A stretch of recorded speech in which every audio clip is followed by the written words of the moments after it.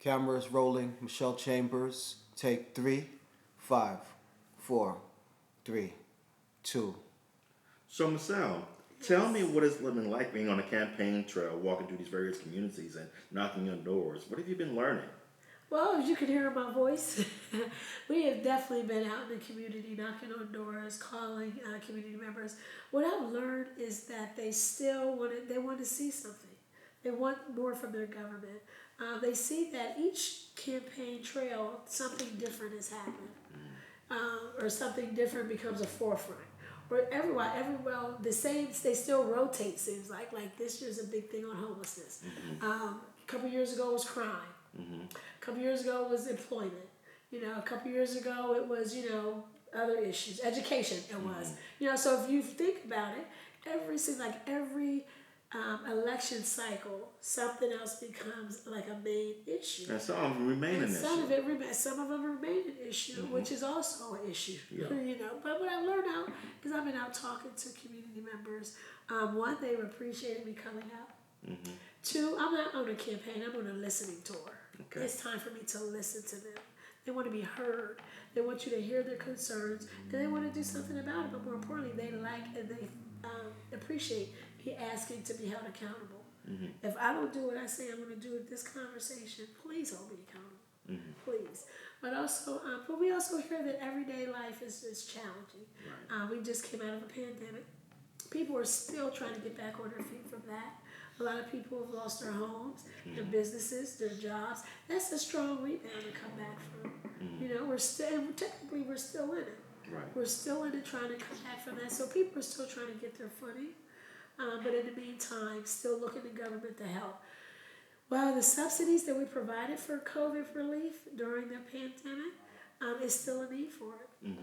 It's still a need for it. It's not finished just as fast as it ravished our nation. It's going to take that time to fix it back, even more time to get it back together.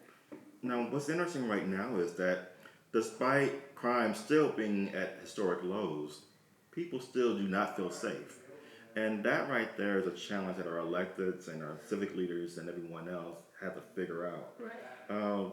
What are your ideas about how we can deal with this issue? Well, the feeling safe, everyone has a right to feel safe in their community. And that's always been a forefront of mine, especially as a councilwoman in the city of Compton, making sure that our community was brightly lit, making sure that we had paved streets, because that's a safety issue. Fire trucks law enforcement can't get to you if you're falling in potholes, and circling around and trying to locate. Making sure we had street signage. Those things comprise of public safety.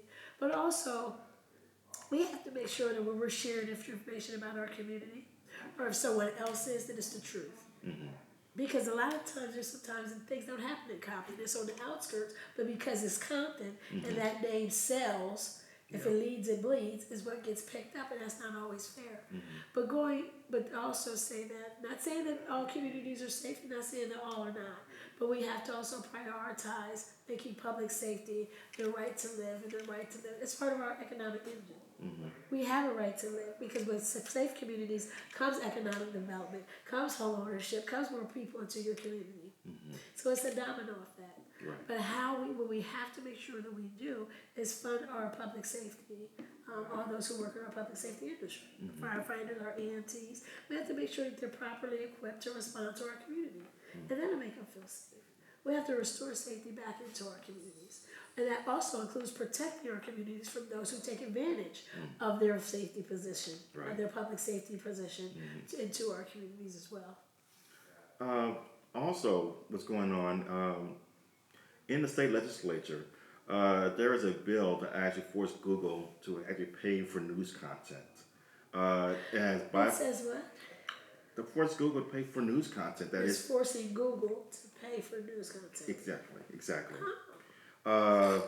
But there's a hold on that bill right now. I guess to give legislators some time to actually study it and figure out ways to actually make it work.